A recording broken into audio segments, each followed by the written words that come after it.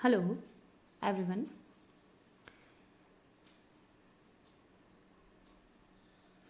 आज हम बात करेंगे बीए पार्ट फर्स्ट के सेकंड पेपर ह्यूमन ज्योग्राफी के फर्स्ट यूनिट के topic schools of human geography determinism. मानव भूगोल की विचारधाराएं जिसमें नियतिवाद का हम अध्ययन करेंगे। नियतिवाद, निश्चयवाद, वैज्ञानिक निश्चयवाद, इसके कई नाम हैं। जैसा कि हम पिछले लेक्चर्स में बात कर चुके हैं कि मनुष्य और पर्यावरण के मध्य सह संबंधों के विषय में विद्वानों के अलग अलग दृष्टिकोण हैं।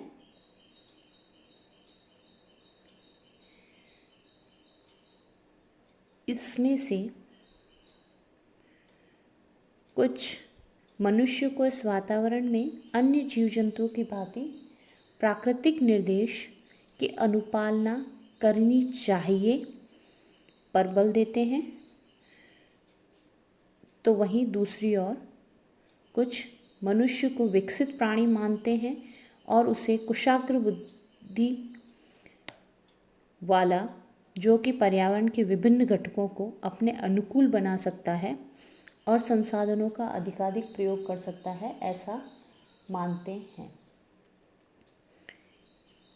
इसमें से वे विचारक जो प्रकृति को अधिक शक्तिशाली मानते हैं वो सब नियतिवादी विचारधारा के समर्थक माने गए हैं। नियतिवादी विचारधारा का साधारण सा अर्थ है प्रकृति ही सर्वे सर्वा है, अर्थात प्रकृति सबसे शक्तिशाली है और मानव कुछ भी नहीं है।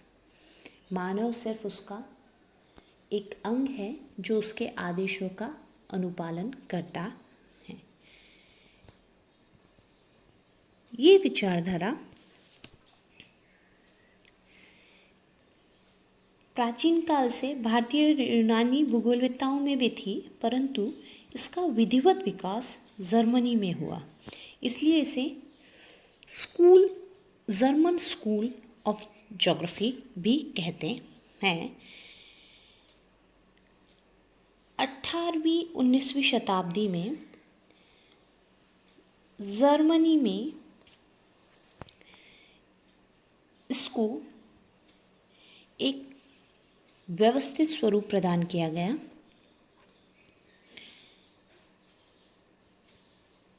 कांट ने सर्वप्रथम इससे संबंधित अपना विचार दिया, परंतु इसका जनक रैट्ज़ल को माना जाता है क्योंकि यह इसके प्रमुख या मुख्य प्रतिपादक रहे। इन्होंने इस विचारधारा को महत्वपूर्ण बल प्रदान किया। इस विचारधारा के प्रमुख समर्थकों में यूनानी रोमन विद्वान हिप्पोक्रेटस, हेरोडोटस, अरस्तु, थ्यूसिडाइस और स्ट्रैबो थे। जर्मन विद्वान वॉरेनियस, कांट, हम्बोल्ट, रिटर और रैट्ज़ल थे। अमेरिकन विद्वान सैम्पल और हंटिंगटन थे। फ्रांसीसी विद्वान लिप्ले, बौदिनरा, मॉन्टेस्क्यू, डिमोलिया। ब्रिटानी विद्वान बकल, अरबी विद्वान अल बरूनी, अल मसूदी, अल इदरसी रहे।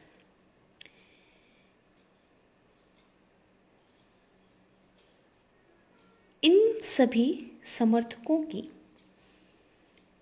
ग्रंथों में वातावरण के तत्वों का मानव जीवन और मानवीय क्रियाओं पर प्रभाव वर्णित किया गया।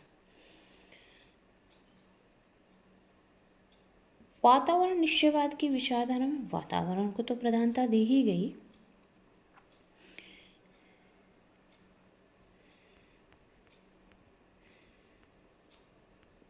परंतु साथ ही मानव को एक उसका अनुपालक ही माना गया।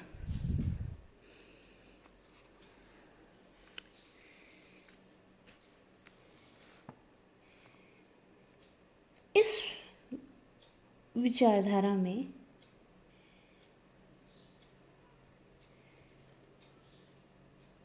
मानव ने प्रकृति को स्वभावतः ही सार्वभौमिक मान लिया था।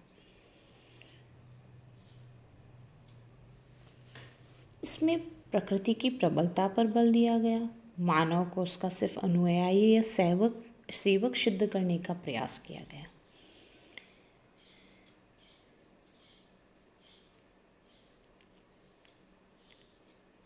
इस प्रकार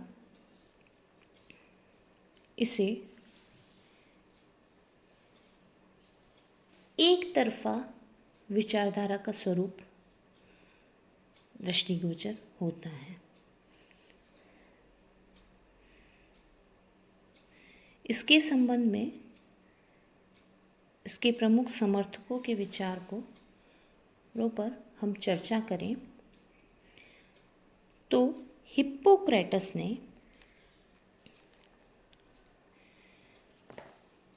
अपनी नियतवादी विचार अपनी book on air, water and places में व्यक्त किए। हिप्पोक्रेटस ने यूनानियों की प्राकृतिक संरचना, आध्यात्मिक गुण, व्यवहार, जलवायु, स्थलों, मिट्टी के प्रभाव को इसमें समझाने का प्रयास किया और उन्होंने कहा मानव की मूलभूत आवश्यकता एवं लक्षण वंशानुसार होते हैं और अपने इस विचार को और पुष्ट करने के लिए उन्होंने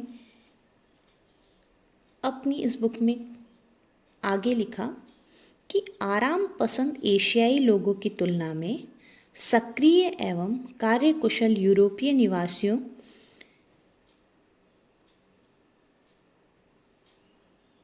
से की है तथा दोनों की विभिन्नता का कारण वहाँ की जलवायु का परिणाम बताया। इसके अतिरिक्त प्राकृतिक वातावरण की स्थिरता की पुष्टि में उन पर्वतीय प्रदेशों के निवासियों की तुलना जो लंबे, विनम्र और साहसी हैं के विपरीत शारीरिक गठन वाले, पतले दुबले, सुंदर तथा बलवान, शुष्क निचले प्रदेशों के लोगों से की। इससे स्पष्ट है कि हिप्पोक्रेटस का कहना था कि मानव की जो सारी आवश्यकताएं हैं, उसके जो लक्षण हैं, वो वंशानुक्रम है और वह विशेषकर वहाँ की जलवायु या प्रकृति से प्रभावित है, जिसके लिए उसने एशियाई लोगों को आराम पसंद कहा और यूरोपीय लोगों को कार्यकुशल और सक्रिय कहा, जिसका कारण भी उसने जलवायु को दिया। और पर्वतीय प्रदेशों के लोगों को लंबा, विनम्र, साहसी आदि होने का कारण भी वहाँ की जलवायु और भौगोलिक दशाओं को माना। और जो शुष्क निचले प्रदेशों में दुबले पतले, सुंदर और बलवान मानव मिलते हैं, उसका कारण भी उसने जलवायु को ही और उसके भौगोलिक परिवेश को माना।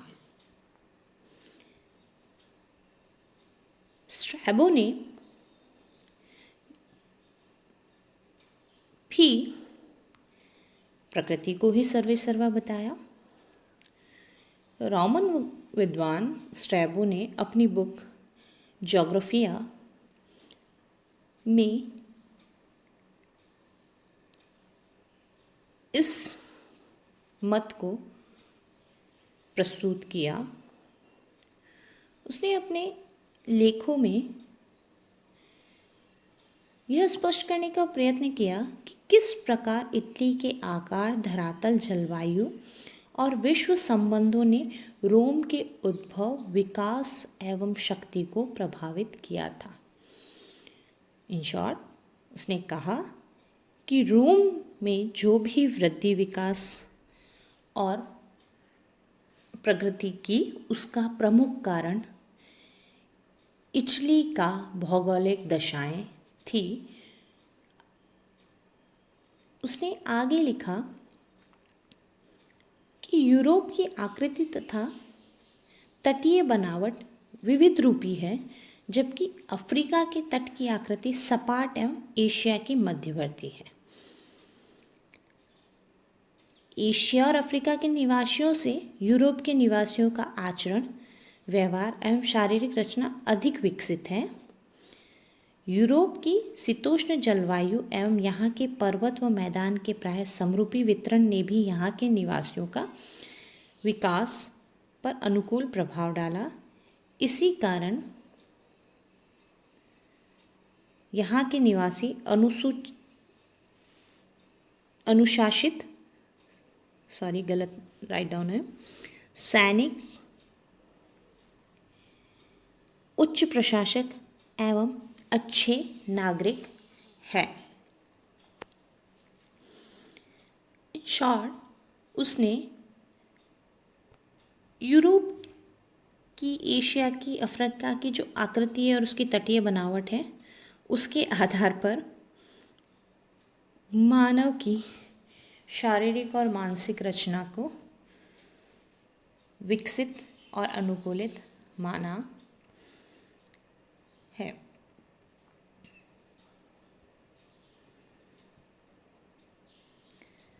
नेक्स्ट विद्वान अरस्तु। अरस्तु को विज्ञान का पिता भी कहा जाता है। ये प्रसिद्ध यूनानी दार्शनिक होने के साथ साथ एक तर्कशास्त्री, राजनीति शास्त्री और जीव वैज्ञानिक भी थे। इन्होंने अपनी बुक पॉलिटिक्स में नियतिवादी विचारधारा को स्पष्ट करते हुए लिखा कि यूरोपवासी बहादुर होते हैं, लेकिन उनमें वैचारिक हीनता पाई जाती है। वहीं दूसरी ओर एशियाई लोग वैचारिक एवं दार्शनिक होते हैं। यह अंतर एशिया और यूरोप में प्राकृतिक वातावरण के कारण है, अर्थात प्रकृति इतनी प्रबल है कि मानव की वैचारिक क्षमता को भी प्रभावित करती है।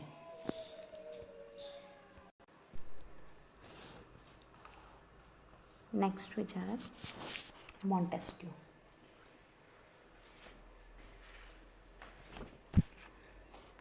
मॉन्टेस्क्यू ने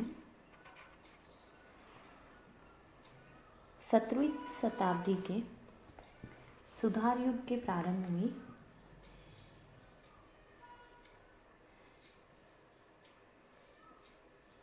अपने मत को प्रस्तुत किया और कहा कि ठंडी जलवायु के लोग शारीरिक तुलना से सशक्त, साहसी, स्पष्टवक्ता, कम शंकालु और कपट रहित होते हैं, जबकि दक्षिण के लोग इनकी तुलना में वृद्ध पुरुषों की भांति भीरू, शारीरिक दृष्टि से दुर्बल, निरुद्योगी एवं निष्क्रिय होते हैं।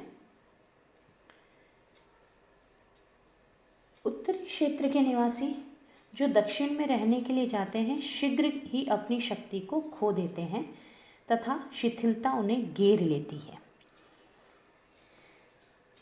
इससे स्पष्ट होता है कि उनके अनुसार जलवायु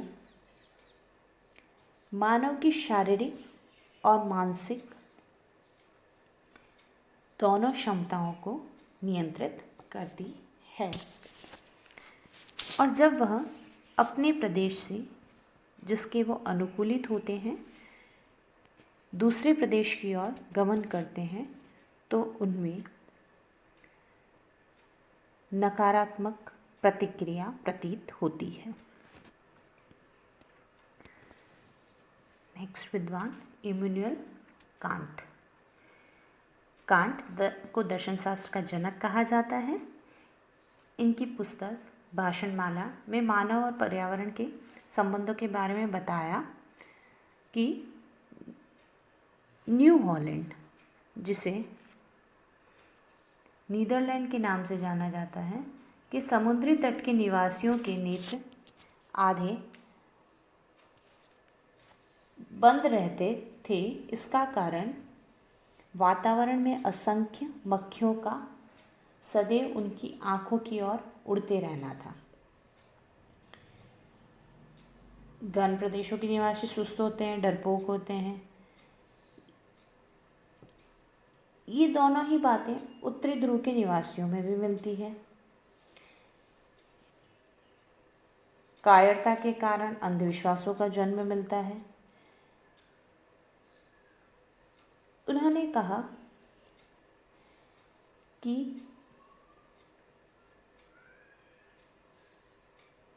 उत्तरी ध्रुव के निकटवर्ती क्षेत्रों के निवासी ओयस्टर्स, सेमायोइड, लैप्स और ग्रीनलैंड के निवासी ऐसे ही कायर, सुस्त, अंधविश्वासी होते हैं, जबकि घन प्रदेशों के निवासियों की अच्छी जलवायु के कारण भोजन में सरलता मिलती है, उनमें पारस्परिक ईर्ष्या नहीं होती है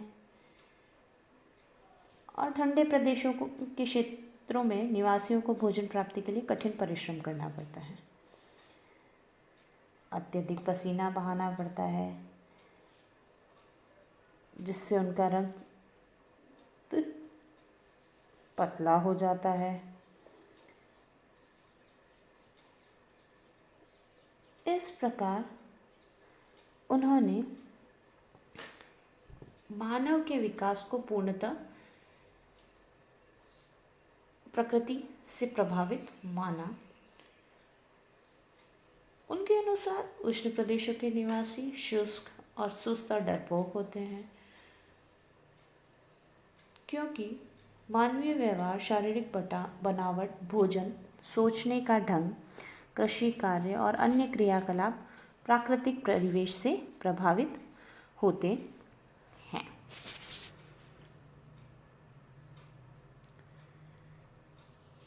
नियतिवाद के संदर्भ में हम्बोल्ट ने अपने विचार प्रस्तुत किए।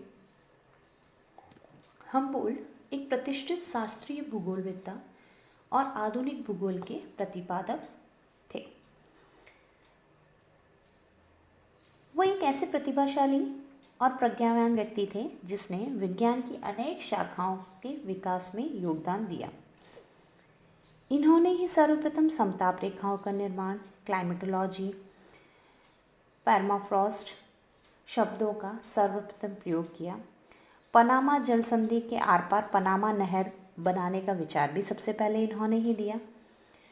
परंतु एक नियतिवादक के रूप में उन्होंने इस विचारधारा का सांगोपांग एवं वैज्ञानिक विधि से अध्ययन किया और अपने अनुभवों से उन्होंने देशापाटन में प्राप्त